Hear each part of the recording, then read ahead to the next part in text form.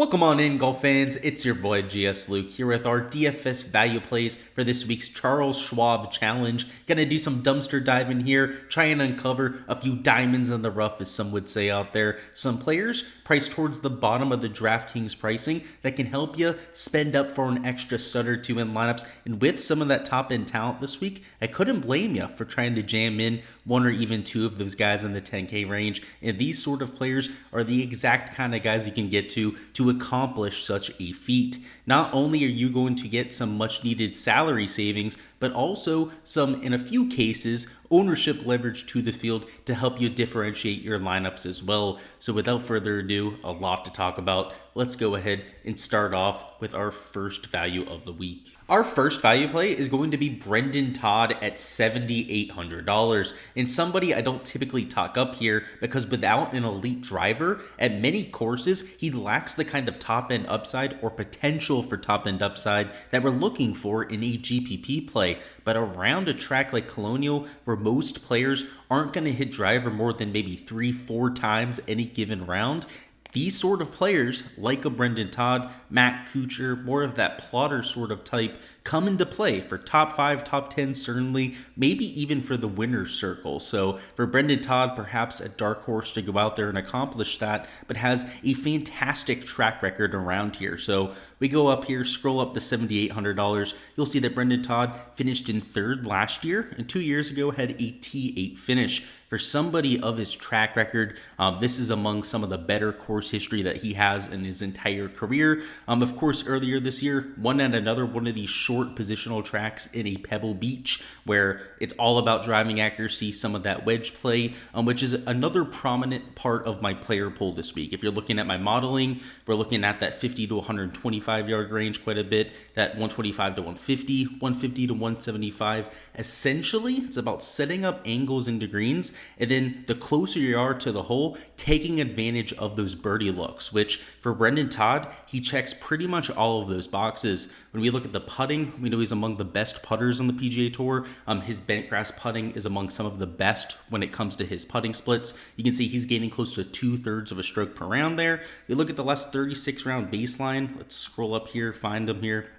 You can see it's respectable, right? Off the tee, a loser, right? That's kind of his MO. But from fairway in, you're going to be hard-pressed to find a better player in this price range. Now, the off the tee can be a huge handicap at most golf courses, but given that this is 7,200 yards, he'll be able to hit 3-wood off the tee and really just lean into that accuracy. It might be a huge plus for him this week, right? The fact that he hits 78, sometimes 85% of his fairways any given week is going to be a huge advantage out there around Colonial. So $7,800, he is getting a little bit of ownership. A lot of that is just because of the price range. This top end of the 7K range gets hammered when you're going in there and actually building lineups. It's real easy, usually end up in this range at some point when you're going through and clicking through your 6 players.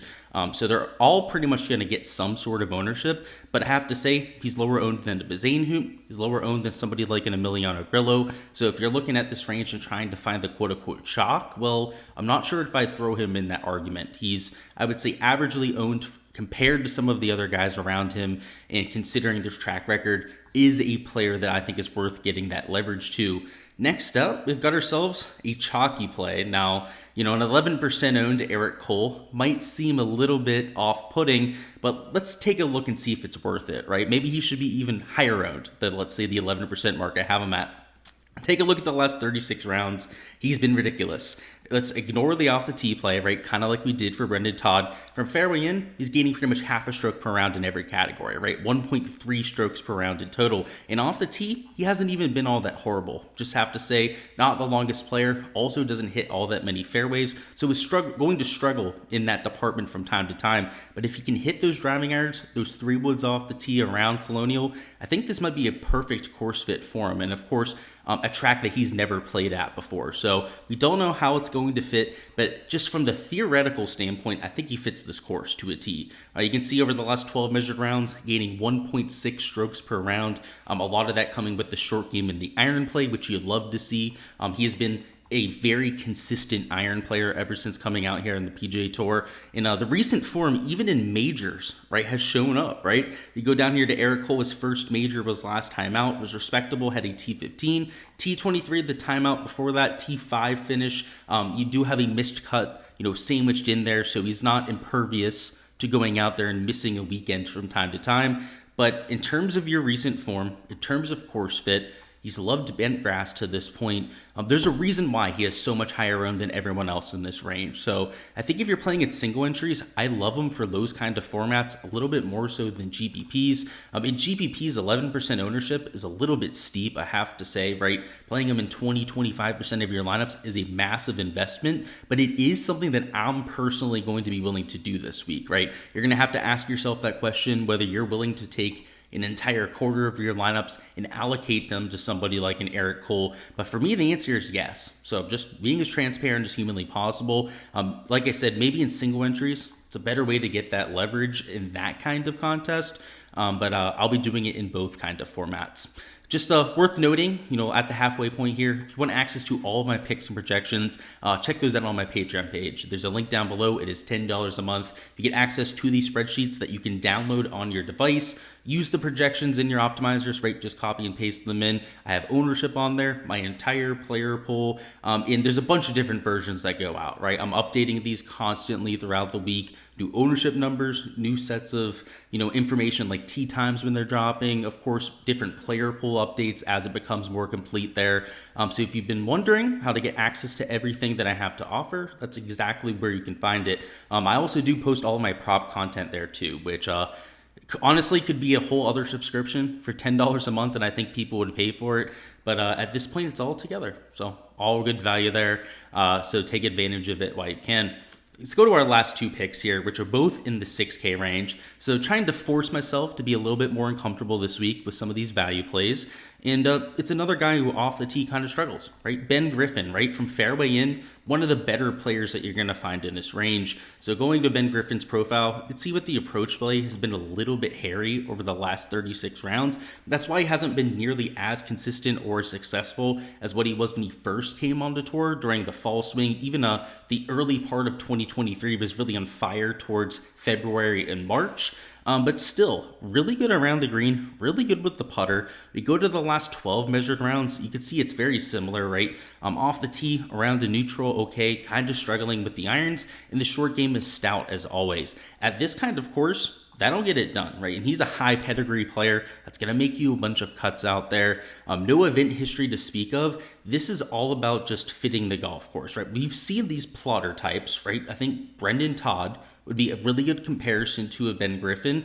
Go out there and light up these kind of courses, right? They know that their off the tee play is not going to hold them back. They're not going to be behind the 8 ball in every single hole, and they'll amp up for weeks like this. I'd say the one thing that separates, the first two value plays that we got to and then Ben Griffin is that Ben Griffin is a PMT time. As of right now, there's the ever so slightest edge to the AM PM wave that I'm looking at, but I'm not really taking one wave or the other right now. So I wish he was AM. That would make him a slightly better play in my book, but still at just 4% ownership, he's cheap now. He's in the 6K range, which in this field I think is more than a fair enough price tag for him, especially considering how he's played at some of the similar courses on the PGA Tour to this point, like RSM Classic. I saw him there in person. He played exceptionally well at that event.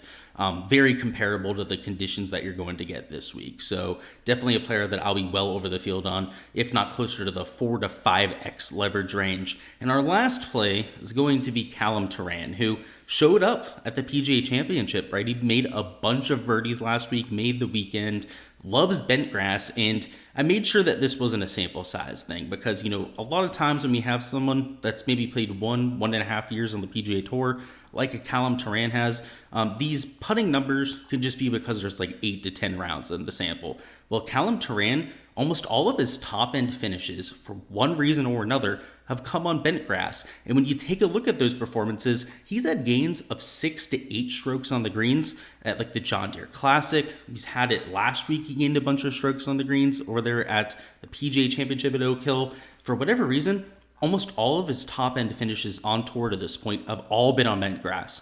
And he's playing well. The irons have come around the last 3 starts for him on the PGA Tour. So I know these aren't going to be earth-shattering numbers down here for Callum Turan by any means, but he's starting to play better golf. And if you remember last year, he got into a hot stretch where he went 4 or 5 events in a row making cuts, actually competed, almost contended in a few of those events on that stretch, and then completely fell off the face of the earth. Well, he had fallen off for like 4 or 5 months in a row, had been dreadful for quite some time, and now we're seeing that light at the end of the tunnel again. I think he might just be a streaky player that gets into form, and at this price tag, essentially no ownership, right, just 1.2%, I think it's worth exploring, right? Maybe he's getting into that kind of form again. You want to ride him because, anything in the top 20 at $6,200, and you're going to be thrilled, particularly when it's somebody like Turan that's extremely aggressive and posts a ton of birdies compared to his peers. One of the better fantasy scores that you're going to find on all of the slate, especially compared to his placement points, right? He's huge in the whole Draftkings points gained category, if that's something that you're taking account of over there on slates. But Callum Turan, $6,200, definitely count me in. Let's look at the recent form, right? I'll show you what I'm talking about. He's been a lot better over the last few starts than what we've seen. Let's see, Callum Turan 29, T64, and then it's that whole streak of missed cuts. So I'm trying to buy him early, right, before he's going to get some ownership, before he's maybe going to be closer to $7, maybe even $7,500, and hopefully get himself into contention for us. Alrighty, boys, that is all I've got for the value plays this week. Before you hop on out of here, go ahead, smash that like button for me. And also, let me know in the comments your top play priced $8,000 and below on DraftKings. And give me a good reason why you're getting to them in your lineups. We're going to be doing even more content here before lock, so keep an eye out for my fades and sleepers dropping sometime tomorrow morning here on the channel.